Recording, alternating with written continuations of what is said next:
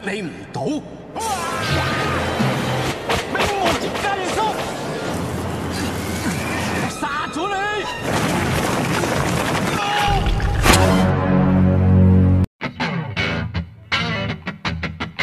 Halo kalian semua, apa kabarnya? Mimin doakan semoga kalian semua diberi kesehatan dan dimudahkan dalam beraktivitas.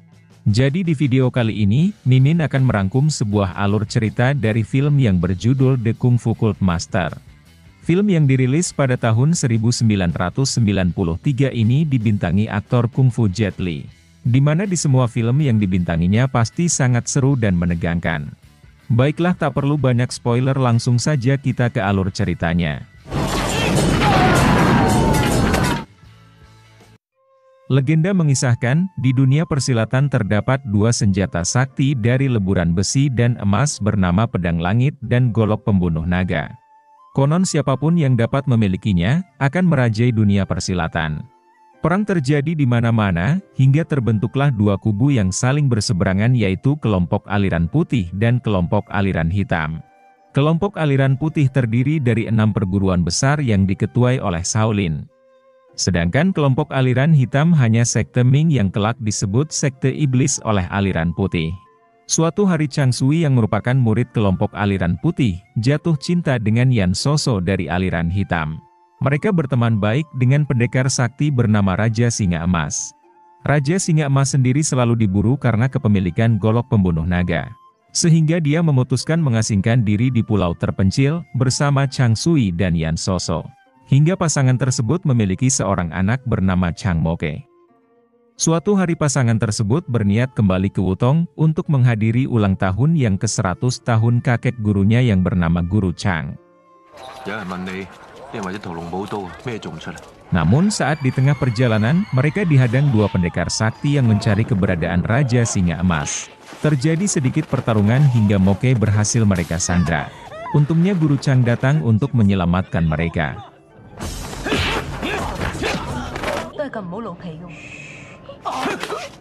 Namun saat terjadi pertukaran, Chang Moke harus terkena pukulan tapak es dari tetua Xuan Ming. Kemudian Moke dibawa ke Wutong untuk diobati. Di saat itulah, 5 perguruan dari kelompok aliran putih datang mencari Chang Sui dan Yan Soso.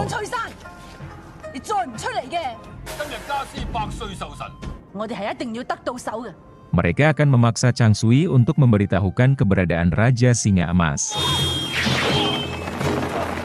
Saat Chang Sui dan Yan Soso keluar, seorang biksuni kejam yang memiliki pedang langit langsung menghajar mereka. Untungnya Guru Chang datang membantu dan menahan pedang langit milik biksuni tersebut. Pedang itu boleh diambil setelah 7 tahun kemudian. Saat Chang Sui kembali didesak untuk memberitahukan keberadaan Singa Emas, ia lebih memilih mengakhiri hidupnya.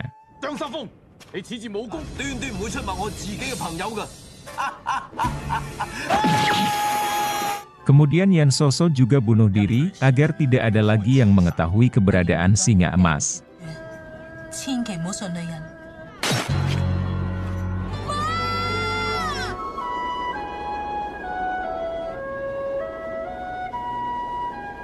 Singkat cerita, kini Chang Moke sudah tumbuh dewasa.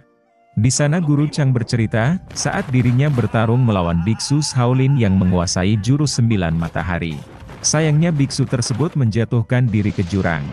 Kalau tidak, mungkin jurus 9 mataharinya bisa menyembuhkan luka di tubuh Moke. Kemudian wanita utusan dari biksuni kejam bernama Cao Chi, datang untuk mengambil pedang langit.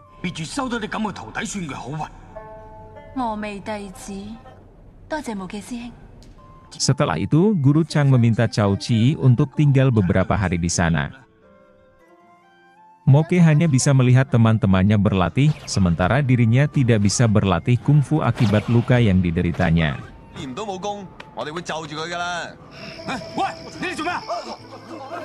Pada malam harinya, Chingsu dan Cao Chi bersekongkol untuk mengerjai Moke.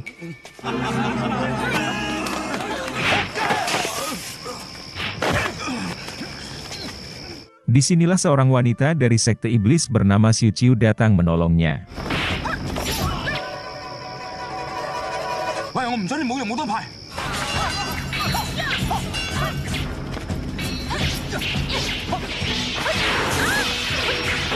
Kemudian saat terdesak, Chang Moke mengajak Xiu Qiu untuk melarikan diri. Namun mereka justru terpojok di tepi jurang. Dan akhirnya mereka terjatuh saat Cao Qi menggunakan pedang langitnya.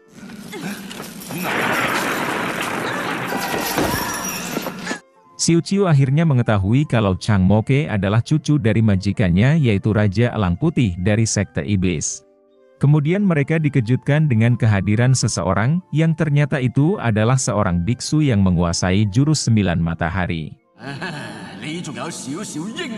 Biksu itu bersedia mengajari Moke jurus 9 matahari, asal dia bersedia menghina Guru Chang. Namun tentu saja Moke menolaknya.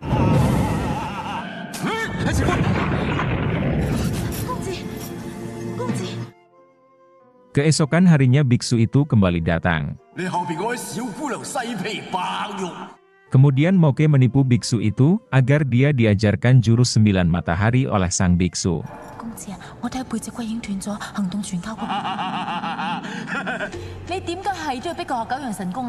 Tahapan pertama jurus itu, membuat Moke mengeluarkan semua obat yang ia makan setiap hari.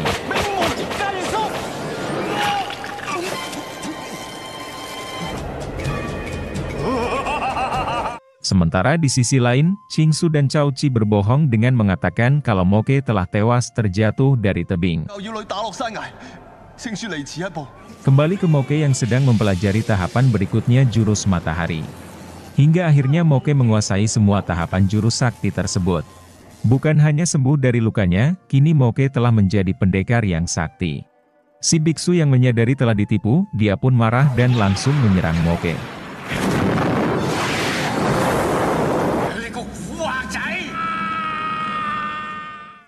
Moke yang kini menguasai jurus 9 matahari, bertekad akan membalaskan dendam kedua orang tuanya.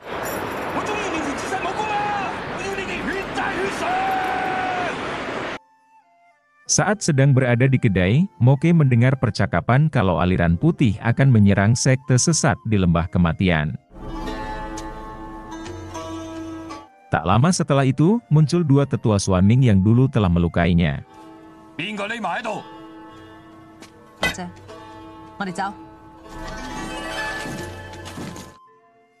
Sementara di sisi lain, kelompok putih sedang mengatur siasat untuk menyerang sekte iblis. Mereka akan berpura-pura mengutus orang untuk menjadi Moke, dan menghancurkan sekte iblis dari dalam.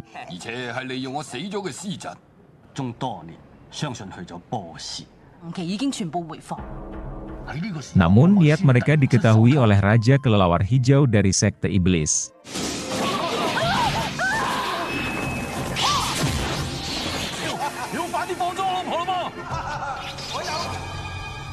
Kemudian Raja Kelelawar Hijau menyuruh mereka membunuh siapapun yang mengaku sebagai Moke. Dan akhirnya pertempuran itu pun terjadi.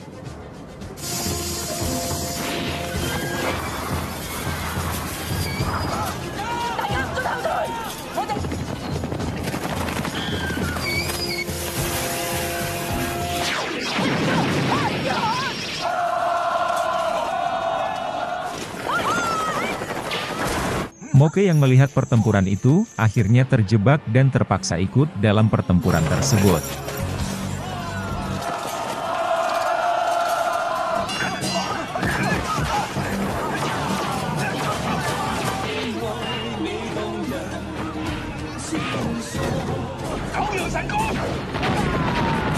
Kehebatan Moke berhasil mencuri perhatian biksuni kejam.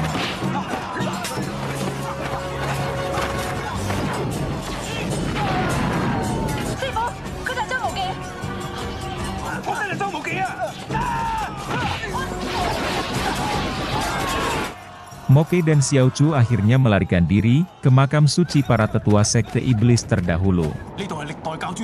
Di sana akhirnya Moke mengetahui fakta kalau pertempuran tersebut adalah hasil dari hasutan biksu jahat karena dendam.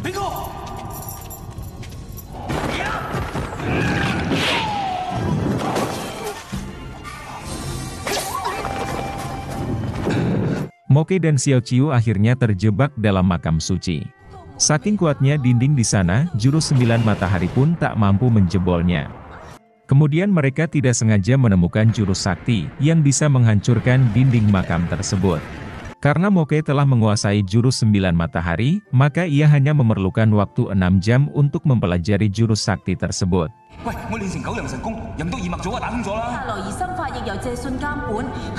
Sementara itu, kelompok putih akhirnya berhasil merengsek masuk ke markas sekte iblis.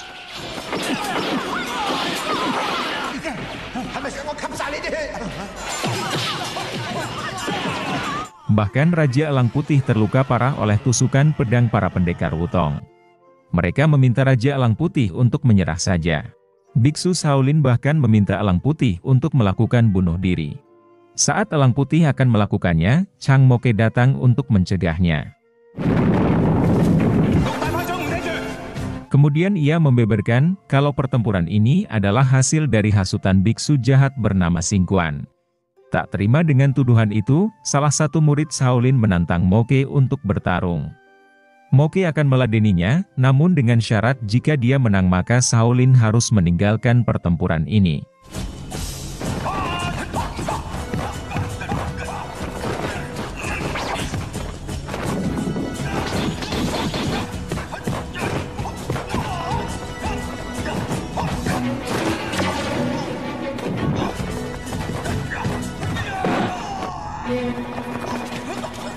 Setelah mengalahkan biksu itu, kini giliran biksuni kejam yang akan menantangnya.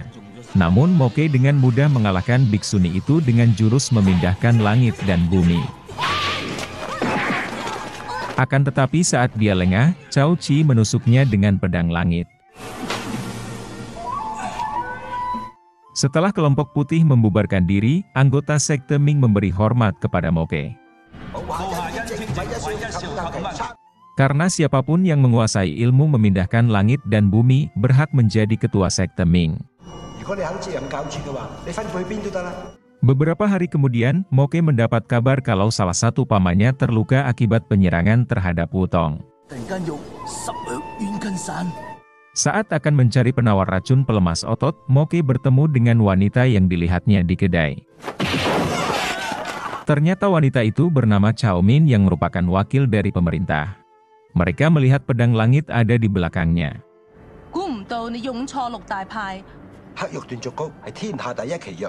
Namun saat Raja Kelelawar Hijau mengambilnya, itu adalah pedang langit palsu dan mereka terkena racun pelemas otot.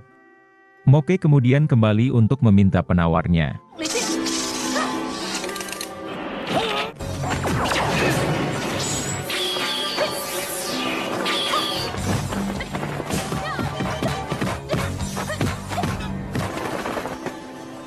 Namun Cao Min meminta 3 hal kepada Moke kalau ia menginginkan penawar tersebut.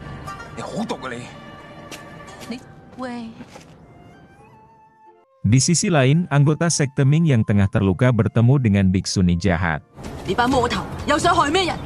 Xiao Chu meminta biksuni jahat itu untuk melepaskan mereka. Biksuni itu akan melepaskan mereka, asal Xiao Chu mampu menahan 3 serangannya.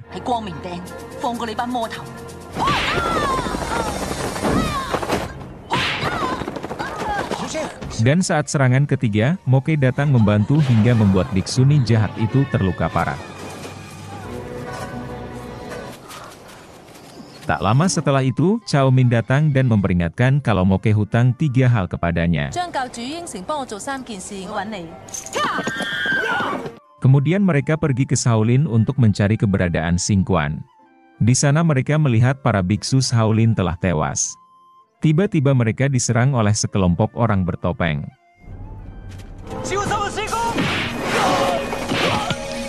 Di sisi lain, Qingsu berpura-pura menolong padahal dia berniat melukai Guru Chang. Tak lama kemudian pasukan pemerintah datang bersama 2 tetua Xuan Ming. Guru Chang menolak saat diminta bergabung dengan pemerintah hingga pertarungan terjadi.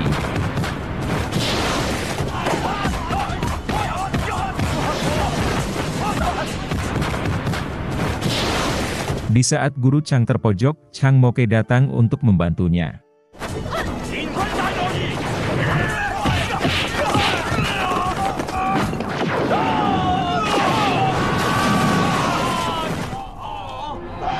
Tiba-tiba Cao Min datang dan menagih janji kepada Moke tentang permintaan 3 hal kemarin. 2 di antaranya, Moke dilarang menggunakan jurus langit dan bumi, serta jurus matahari saat menghadapi tetua Xuan Ming. Moke menyetujuinya, dan meminta Guru Chang mengajarinya kungfu sembari dirinya bertarung. Lalu Guru Chang mengajarinya jurus Tai Chi, yang mempunyai inti memanfaatkan tenaga lawan.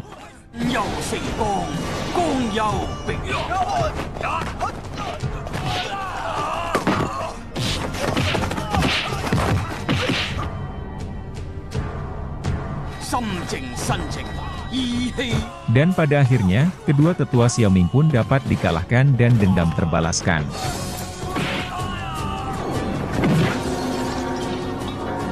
Akhirnya dengan kekalahan itu, Cao Min pun pergi dari sana dengan mengatakan Moke masih memiliki 1 hutang lagi. Dan film pun selesai.